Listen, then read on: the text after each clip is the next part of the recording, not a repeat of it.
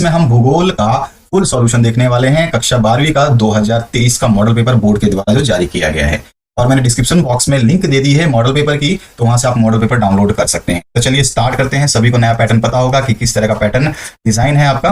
तो इसमें यहाँ पे निर्देश लिखे गए हैं, ठीक है। सभी प्रश्न तो आपको करने हैं। 1 से 8 तक जो है MCQ रहेंगे, आपको पता ही होना चाहिए नया पैटर्न जो है। और 9 से 16 तक जो है आपके शॉर्ट आंसर टाइप रहेंगे, और 17 से 22 तक जो है लॉन्ग आंसर टाइप रहेंगे। और उसके बाद जो है आपका 23 से 24 तक वेरी लॉन्ग, और उसके बाद में 25 और 26 जो है मानचित्र, ठीक है। तो इस तरह से क्वेश्चंस रहेंगे। तो चलिए पहले क्वेश्चन से स्टार्ट करते हैं। पहला जो प्रश्न पूछा गया है, और साथ ही साथ आपको बता दूं, जो बच्चे इंग्लिश मीडियम के लिए सॉल्यूशन चाहते हैं वो कमेंट सेक्शन में कमेंट करते रहें अपने दोस्तों के साथ में। मैक्सिमम कमेंट करिए। इंग्लिश वर्जन सभी सब्जेक्ट के दे दिए जाएंगे आप लोगों को। आपके ऊपर डिपेंड है कि आप कमेंट कर रहे हैं या नहीं कर रहे हैं।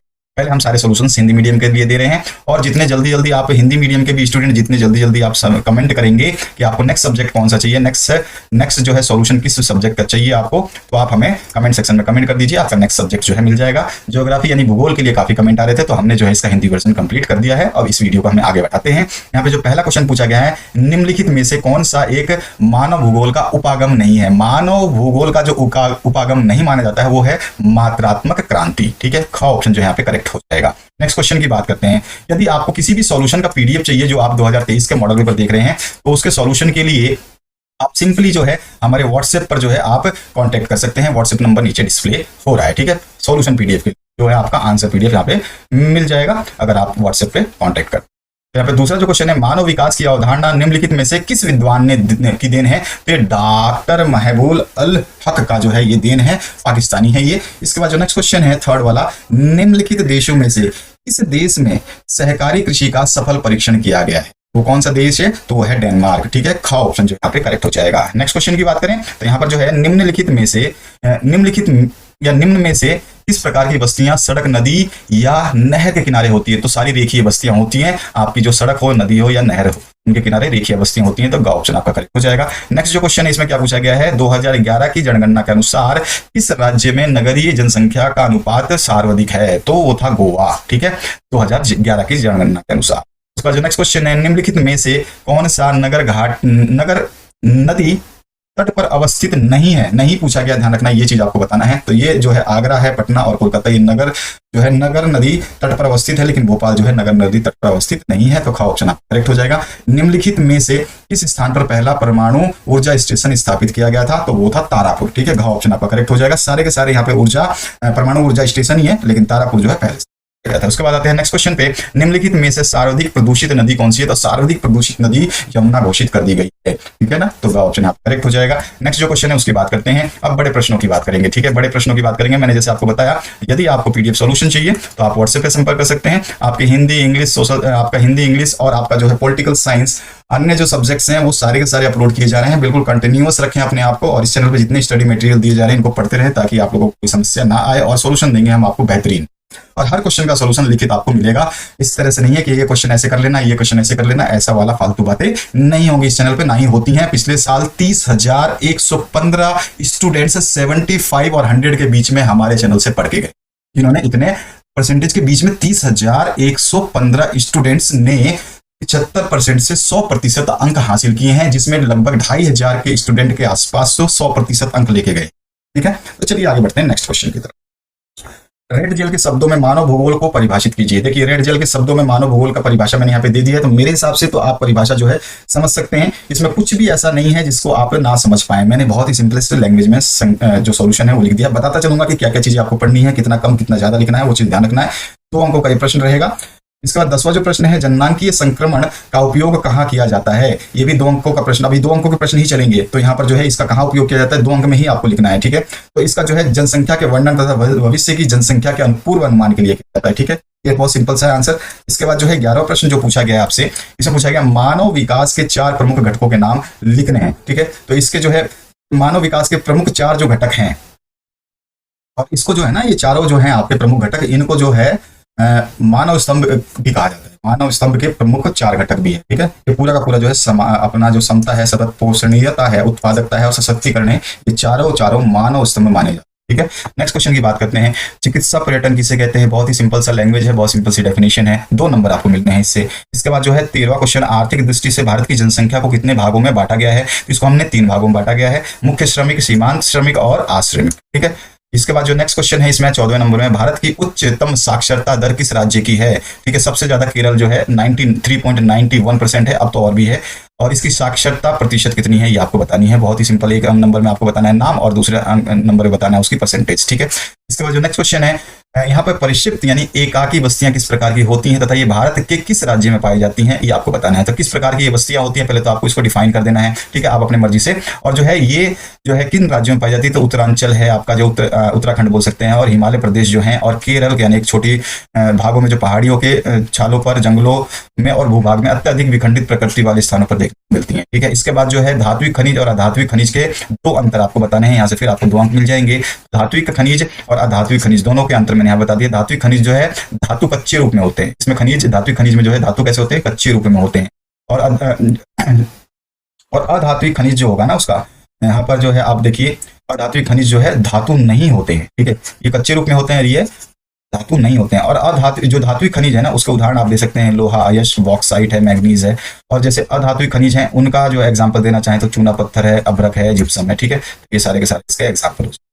तो इस तरह से आप इसका आंसर लिखेंगे। इसके बाद जो नेक्स्ट क्वेश्चन है यहाँ पे दीर्घ लघु उत्तरीय प्रश्न, जिसमें आपके 4 अंकों के प्रश्न आएंगे, फिर आगे 6 अंकों के प्रश्न आएंगे। यहाँ पे जो मानव भूगोल किस प्रकार अन्य सामाजिक विज्ञानों से संबंधित है, पूरा मैंने आपको जो है पर्सपेक्टिव के हिसाब से समझाया हुआ है, उदाहरण भी दे दिए हैं। ठीक है। तो इस तरह से आपको लिखना है, 4 एग्जाम्पल दे दोगे, 4 नंबर पूरे मिल जाएंगे, कोई भी एग्जाम्पल काटने की हिम्मत नहीं कर पाएगा। तो ये 4 के 4 आपको लिख देने हैं। इसके बाद आते हैं नेक्स्ट क्वेश्चन पे। तो नेक्स्ट क्वेश्चन में प्रवास के प्रतिकर्ष कारक और अपकर्ष कारक में अंतर लिखने हैं। 2 बोल रहा है लेकिन 4 अंकों का प्रश्न पूछ लिया इसने, तो कम से कम हम 4 अंक जरूर लिखेंगे। ठीक है। यहाँ पर देखो उसने क्या बोला है कि आप ये जो प्रतिकर्ष कारक है, ये अपकर्ष कारक है, इसी तरह से यहाँ पे प्रतिकर्ष है, फिर अपकर्ष है, इसके बाद में फिर से प्रतिकर्ष है, ये अपकर्ष है, और फिर से आपका प्रतिकर्ष है, अपकर्ष है। अगर इसने 2 ही बोला है, केवल 2, इसने यहाँ पे 2 अंतर लिखा है ना, तो 2 ही आपको लिखने हैं। अगर केवल ये अंतर लिखता और यहाँ पे 4 अंकों का ये प्रश्न होता तो मैं 4 अंक के हिसाब से 4 जो है अंतर लिखता। ठीक है। ये चीज ध्यान रखना, ये लिखने का तरीका होता है कि अगर पूछा गया है 2 तो लिखना भी 2 ही है, मुझे 2 ही लिखना है। पहला ये लिखूंगा, एक तो ये लिख दूंगा और दूसरा ये लिख दूंगा। अगर आपको ये दोनों अच्छे से याद नहीं होते तो आप ये तीसरा वाला लिख सकते हैं। अगर आपको तीसरा भी सही से याद नहीं आता तो आप चौथा लिख सकते हैं। इसमें चारों में से कोई भी 2 लिख देने हैं आपको, जो याद हो जाए। इसके बाद आते हैं नेक्स्ट क्वेश्चन पे। इसमें जो है बाजारीय सब्जी कृषि नगरीय क्षेत्रों के समीप क्यों होती है या क्यों की जाती है? तो बहुत ही सिंपल सा है। देखो बाजारीय कृषि सब्जी है ना, यानी कि बाजारीय सब्जी कृषि का शहरी क्षेत्रों में ग्रामीण क्षेत्रों की अपेक्षा जो है मांग ज्यादा रहती है। एक तो रीजन ये है, इसको हम डिस्क्राइब कर देंगे। क्लियर हुआ ये? तो रीजन डिस्क्राइब कर दोगे। उसके बाद जो है, क्योंकि यहाँ पे देखो ध्यान से आपको क्या समझना क्या है, यहाँ पे समझना क्या है कि 4 अंकों का प्रश्न है। 4 अंकों के प्रश्न के हिसाब से आपको इसको जो है 4 अंकों के हिसाब से ही लिखना होगा। ठीक है। तो 4 अंकों में आपको कम से कम 2 पॉइंट तो अच्छे तरीके से डिस्क्राइब कर देंगे। सॉरी, यहाँ पे तीसरा लिख दिया 2 अंक, आप इसको 2 कर दीजिए, तो कोई दिक्कत नहीं। अब जो है दूसरे पॉइंट में आप क्या, बाजारीय सब्जी जो कृषि की लागत जो है ज्यादा होती है, इसलिए जो है क्या करते हैं, इसको जो है हमारा जो है नगरीय के क्षेत्रों के पास में जो है लाया जाता है या विकसित किया जाता है। ठीक है। ये 2 भी अगर आप बढ़िया तरीके से लिख देते हैं, समझा देते हैं, तो आपको जो है आसानी से पूरे नंबर मिल जाएंगे। इसके बाद आते हैं नेक्स्ट क्वेश्चन पे। कहा जाता है कि भारत में जल संसाधनों में तेजी से कमी आ रही है, जल संसाधन की कमी के लिए उत्तरदायी कारकों को लिखना है। ठीक है। तो यहाँ पर जो है उत्तरदायी कारकों को मैंने बोल्ड पॉइंट से कर दिया है। पहला आप जो है कारक में इसको शामिल करेंगे, जिसमें आप समझा देंगे कि जो है जल संसाधनों की आपूर्ति कोई समस्या नहीं है। एक्चुअली में समस्या है नहीं, लेकिन क्यों है, इसका रीजन क्या है, बल्कि सिंचाई के गलत तरीकों ने जो है, जिसमें बाढ़ सिंचाई तकनीक है, पानी छोड़ देना खुला और उसके बाद ध्यान ना देना। ठीक है। और भूजल का अत्यधिक जो है प्रयोग करना, ट्यूबवेल चला देना और छोड़ देना, और इसका जो है गहन जल गहन फसल उगाना, जिसको मतलब जो फसलें जिनको सबसे ज्यादा पानी की आवश्यकता होती है वो फसलें उगाना, ये रीजन है जो एक समस्या उत्पन्न कर रही है। हालांकि ये समस्या नहीं है, लेकिन ये इनकी वजह से उत्पन्न हो रही है। जल प्रदूषण जो हो रहा है, जिसमें औद्योगिक अपशिष्ट शामिल है, कृषि प्रदूषण है, शहरी अपशिष्ट है, घरेलू और सीवेज प्रवाह जो है, हम जो वेस्ट जो हमारे घरों से निकलता है, इंडस्ट्री से निकलता है, और बढ़ती हुई जनसंख्या। ऑब्वियस सी बात है, जितनी जनसंख्या बढ़ेगी प्रति व्यक्ति उतनी ज्यादा पोल्यूशन बढ़ने की मात्रा जो है बढ़ जाएगी। तो प्रति व्यक्ति पानी की उपलब्धता जो है दिन पर दिन घटती जा रही है। तो भारत में जल संसाधनों की कमी के लिए ये ही सारे जिम्मेदार हैं। ठीक है। ये ही ज्यादा जिम्मेदार है। क्लियर हुआ? बाकी आपूर्ति में कोई समस्या नहीं है। दूसरे पॉइंट में हम फिर इसको डिस्क्राइब कर देंगे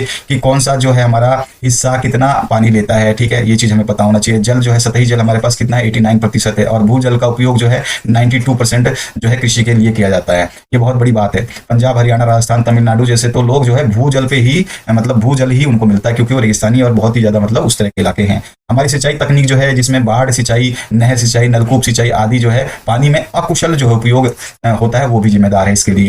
धान जो है, गन्ना है, ऐसी जो जल गहन फसलें हैं, इनको ज़्यादा जो है जल चाहिए, इनकी सिंचाई जो है ज़्यादा करनी पड़ती है और इसकी मांग भी ज़्यादा है, लोगों की डिमांड भी ज़्यादा है, इसलिए ये भी दिक्कत करती हैं। रासायनिक उर्वरक जो है मिट्टी में ह्यूमस पैदा कर देते हैं, जिससे उनकी जल को रोकने की क्षमता खत्म हो जाती है। बढ़ती हुई जनसंख्या तो बता ही दिया आपको, तो जैसे कि आप बता सकते हैं कि इसमें जो है अब तक कुल सतही जल का 9% घरेलू कार्यों में उपयोग किया। 9% तो हम घर के काम में ही जो है आपका सतही जल यूज करते हैं। और शहरी अपशिष्ट और कृषि अपशिष्ट जो भी हमारे प्रदूषण बढ़ रहे हैं ना शहरी क्षेत्रों से, चाहे कहीं से भी, तो ये भी जो हमारे पूरा का पूरा जो है पानी गंदा कर रहे हैं, जो कि घरेलू उपयोग के लिए भी नहीं बचता। तो निष्कर्ष हम निकाल के बता सकते हैं। इस तरह से हमारा जो आंसर हो जाएगा। नेक्स्ट पार्ट जो है ऊर्जा के अपरंपरागत और अपरंपरागत स्रोत आपको बताने हैं। ज्वारीय और तरंग ऊर्जा बतानी है। तो 4 अंकों की। तो मैंने क्या है, दोनों आपको परंपरागत और अपरंपरागत दोनों ही बता दिए, ताकि आपसे क्वेश्चन कुछ भी पूछे आप आसानी से आंसर दे सके। आपसे अपरंपरागत पूछा है तो आप केवल अपरंपरागत यानी कि गैर परंपरागत स्रोत के ही बारे में बताएंगे, इसको ही डिस्क्राइब करेंगे। मैंने दोनों को थोड़ा थोड़ा डिस्क्राइब कर दिया है, तो आपको बताना, ठीक है। तो गैर परंपरागत ये हो गए, और इसमें जो है हमारे कौन कौन से आते हैं, ये सारे के सारे इस तरह से हम बता सकते हैं। इसके बाद जो है आपका ऊर्जा के परंपरागत स्रोतों की तुलना में जो है गैर परंपरागत स्रोत समान रूप से जो है वितरित और पर्यावरण के अनुकूल। इसके बाद जो है आपका ज्वारीय ऊर्जा के बारे में हमें थोड़ा सा डिस्क्राइब करना था, तो उसको हमने यहाँ पे डिस्क्राइब किया है, और तरंग ऊर्जा के बारे में डिस्क्राइब करना था, तो उसको। तो इस तरह से आपको यहाँ पे 4 अंक मिल जाएंगे टोटल डिस्क्राइब करने से। इसके बाद जो नेक्स्ट क्वेश्चन है, इसमें सतत पोषणीय विकास की संकल्पना को परिभाषित करनी। तो सतत पोषणीय विकास क्या होती है, इसको परिभाषित करके जो है ये इसके बारे में बताना है। तो 4 अंक जो है आपको यहाँ मिल जाएंगे। तो 2-3 पैराग्राफ में जो हम सरल शब्दों में इसको यहाँ पे डिस्क्राइब कर देंगे, तो ये जो है पूरा का पूरा आंसर आपको अच्छा लगेगा। 1-2 लाइनें कम आपको करनी है, थोड़ा सा आपको लगता है कि 2-4 लाइनें मुझसे याद नहीं होंगी, तो उनको आप हटा सकते हैं अपनी मर्जी से। बाकी हमने फुल सोल्यूशन आपको दिया है जो 4 अंकों में। यहाँ पे अगर आप ये पूरा सोल्यूशन लिखते हैं तो फिर से आपको 4 अंक मिल जाते हैं। इसमें से अगर 2-3 लाइनें अगर आप हटा देते हैं तो भी आपको 4 अंक मिलेंगे, उसमें घबराने की आवश्यकता नहीं। इसके बाद में दीर्घ उत्तरीय प्रश्न जो है आपके 3 + 3 6 अंकों के यानी कि प्रश्न पूछे जा रहे हैं। यहाँ पे ग्रामीण और नगरीय बस्तियां किसे कहते हैं, उनकी विशेषताओं का वर्णन करना है, अथवा में मानव के प्रतिकरण का वर्णन जो आपको करना है, प्राकृतिकरण का, मानव के प्राकृतिकरण का वर्णन करना है, ठीक है। तो यहाँ पर चलिए देखते हैं। पहले आपका ग्रामीण एवं नगरीय बस्तियां किसे कहते हैं, उनकी विशेषताओं का वर्णन कर लेते हैं। ये सारे आंसर जो है आप देख सकते हैं, इसको नोट कर लीजिए। ग्रामीण बस्ती के बारे में पहले, ग्रामीण बस्तियों की विशेषताएं क्या क्या हैं, ग्रामीण बस्ती और नगरीय बस्ती किसे कहते हैं, ये हमें पता होना चाहिए। उसके बाद में हम नगरीय बस्ती, जैसे ग्रामीण बस्ती को डिस्क्राइब किया, तो नगरीय बस्ती के बारे में बताएंगे, उनकी विशेषताएं बता देंगे। बहुत इजी लैंग्वेज में लिखा गया है, और कम से कम 4 विशेषताएं आपको लिखनी है, क्योंकि अंक जो है आपको देखो यहाँ पे 6 अंक है, समझना। तो यहाँ पे 4 विशेषताएं, कम से कम 5, अगर 6 आप लिख दे तो बहुत अच्छी बात है। फिर तो एग्जामिनर सोचेगा नहीं चलो 6 पॉइंट दिए यार, कोई बात नहीं, नहीं तो कम से कम आपको 4 पॉइंट जरूर लिखने, मिनिमम 4 से 5 पॉइंट आपको। इसका जो नेक्स्ट पार्ट है, भारत में जनसंख्या के घनत्व के स्थानिक विवरणों को स्पष्ट करना है, ठीक है। और दूसरा जो है, नगरों के प्रक्रियात्मक वर्गीकरण का उल्लेख कीजिए और किसी 4 प्रक्रियात्मक नगर को उदाहरण सहित जो है लिखना है आपको। तो हमने जो है जनसंख्या के घनत्व के स्थानिक विवरण को स्पष्ट किया है यहाँ पर जो पूरा का पूरा आप जनसंख्या वाला क्वेश्चन जो है आप देख सकते हैं। 2 + 4 6 अंक, यानी कि यहाँ पर आप इसको अगर अलग करते हैं तो आपको यहाँ से 2 अंक मिलेंगे इस वाले पार्ट के, और यहाँ पे इस वाले पार्ट को जो है आपको 4 अंक मिलेंगे, ठीक है। इस तरह से ये बताया गया है। और ये वाला केवल कर देते हो आप पूरा विवरण, तो आपको 6 अंक मिल जाएंगे। इसमें ज्यादा आपको डिटेल भी नहीं देनी होती, ये आपको जो है पूरा दे देना है। इसमें क्या है, अति न्यून घनत्व वाले क्षेत्र बता देने हैं, न्यून घनत्व वाले क्षेत्र बता देने हैं, मध्यम घनत्व यानी मिडिल जनसंख्या वाले, उच्च जनसंख्या जो है, समझ गया। अति मतलब बहुत ही कम जनसंख्या वाले, ठीक है, बहुत ही कम, और फिर कम जनसंख्या वाले, फिर मध्य जनसंख्या वाले, और उच्च जनसंख्या क्षेत्र, ठीक है, इस तरह से। और उसके बाद भी उच्च घनत्व वाले जो है, ये मध्यम उच्च मध्यम वाले हैं, यानी कि मिडिल और हाई है, और ये जो है केवल हाई है। इस तरह से अत्यधिक जो हाईयर, हाई की जगह ये हाईयर है। तो ये सारी चीज आपको इसमें एक्सप्लेन कर। इसके बाद आपका जो 25वां प्रश्न है, इसमें सबसे अधिक जनसंख्या वाला राज्य सभी को पता है उत्तर प्रदेश है। इसको हम मैप में दिखाएंगे, अभी मैप नीचे है, उसमें हम डिस्कस करेंगे। और अधिकतम साक्षरता वाला राज्य केरल है, ठीक है, ध्यान रखना है। मध्य प्रदेश का एक प्रमुख तामात क्षेत्र जो है मलाज खंड है, और उसके बाद में जो है गुजरात का सबसे बड़ा नगर जो है वडोदरा है, और आपका उत्तर प्रदेश का प्रमुख परमाणु शक्ति केंद्र नरोरा है। कई बार पूछा जाता है, CBSE में कई बार आ चुका है। तो ये 5 को हम दर्शा देंगे, सभी जो है आपको यहाँ पे बताया गया है। नाम लिखना है, और दर्शाने के लिए आपको जो है नाम लिखना और दर्शाने के लिए जो है आधे आधे अंक, समझ में आ गया आपको। आधे आधे अंक यानी कि एक प्रश्न पूरा करने पर जो है आपको 1 अंक मिलेगा। तो हमने नाम भी लिखने हैं और इसको दर्शाना भी है। तो नरोरा जो हम उत्तर प्रदेश में दिखा दे रहे हैं, ठीक है। उसके अलावा जो है अधिक जनसंख्या वाला राज्य, ये परमाणु केंद्र है, अधिक जनसंख्या वाला राज्य है। और जो है मध्य प्रदेश में एक जो है आपका कौन सा हमें चाहिए था क्षेत्र, प्रमुख तांबा क्षेत्र, और बड़ा नगर, और साक्षरता वाला राज्य। साक्षरता वाला बड़ा राज्य, बड़ा नगर ये हो गया, और साक्षरता वाला राज्य, ठीक है। तो इस तरह से हमारा इंडिया के मैप में हमने इसको दिखा दिया, ठीक है। आपके जो मैप मिलेंगे वो हो सकता है ब्लैंक मिले, और हो सकता है आपको डैश वाले मिल जाए, तो ये भी आपको थोड़ा सा ध्यान रखना। क्लियर है। तो मैप के ऊपर डिपेंड है कि आप जो है ये कैसे दर्शाओगे। मैप अगर आपको मिल जाता है तो कोई बात ही नहीं है, फिर तो टेंशन नहीं लेना, ठीक है ना। यहाँ पर जो है आपका राजस्थान आ जाता है, इस तरह से करके राजस्थान है पूरा, तो फिर आपका छोटा सा हरियाणा ये करके उत्तराखंड इस तरह से रखते हैं, बीच में ये है, सभी को पता ही है। यहाँ पे आपका जो है वेस्ट बंगाल आ जाएगा, यहाँ पे आपका इधर बिहार आ जाएगा ऊपर। इस तरह से ये मानचित्र बना हुआ आपको मिल सकता है। आगे जो है नेक्स्ट आपका क्वेश्चन जो पूछा गया, संसार के दिए गए यानी कि आपको वर्ल्ड मैप में जो है एशिया का सबसे अधिक जनसंख्या वाला देश जो है चाइना है, चीन है, वो दिखा देना है। उत्तरी अमेरिका का सबसे बड़ा देश जो कनाडा है, वो दिखा देना है। जापान का सबसे बड़ा नगर जो टोक्यो है, उसको दिखा देना है। अमेजन बेसिन कहाँ पे है, ब्राजील में है, ये दिखा देना है सबसे बड़ा जंगल। और पांचवा है दक्षिण अमेरिका का सबसे छोटा देश जो है सूरीनाम, उसको दिखा देना है। तो ये पांचों को दिखाएंगे और फिर आप नाम भी लिखेंगे वहां पर, तो आपको जो है यहाँ पे आधे प्लस आधे एक एक नंबर लिखते जाएंगे और टोटल मिला के मिल जाएंगे। यहाँ पे देख लीजिए इसका आंसर, ये वर्ल्ड मैप है, सभी को पता है वर्ल्ड मैप कुछ इस तरह से मिलेगा। यहाँ पे चाइना दिखा दोगे आप, ये चाइना हो गया जो आपका सबसे बड़ा जनसंख्या हो गया, और जो है आपका ये टोक्यो हो गया सबसे बड़ा जापान का नगर, ब्राजील जो है अमेजन जंगल, और छोटा जो है आपका सबसे छोटा जो है आपको देश का नाम बताना था सूरीनाम, और जो है कनाडा हो गया आपका इसका आंसर। ठीक है, तो इस तरह से ये है मिशन मेरिट का आपने वीडियो देखा है, और आप जरूर शेयर करें अपने दोस्तों के साथ। शेयर करना भूल जाते हैं, आपके कमेंट्स फ्री हैं और शेयर भी फ्री है, फिर भी आप लोग थोड़ा मतलब आप कंजूसी कर रहे हैं। ये थोड़ा सा अपने आपको एक्सप्रेस करिए, बढ़िया फीलिंग्स लाइए अपने अंदर, एग्जाम ऑटोमेटिकली आपका बढ़िया होगा। फिर आप ऐसे ही सोचोगे नहीं यार मेरे क्या फर्क पड़ता है शेयर करने से, अरे आपके शेयर करने से फर्क नहीं पड़ता, बट लेकिन ये बहुत ही इंपॉर्टेंट है दूसरे बच्चों के लिए भी। अगर आपकी वजह से किसी का भला होता है तो उसको करने में कोई दो राय नहीं है, जिसमें आपका पैसा ना लगे, जिसमें आपका टाइम ना लगे। तो आशा करता हूं इस वीडियो को जरूर आप लोग शेयर करोगे अपने दोस्तों के साथ में, अपने स्कूल फ्रेंड्स के साथ में, अपने ग्रुप में, और इस वीडियो को लाइक करके शेयर कर दें और अगले वीडियो के लिए कमेंट कर दें। Thank you very much, have a good day.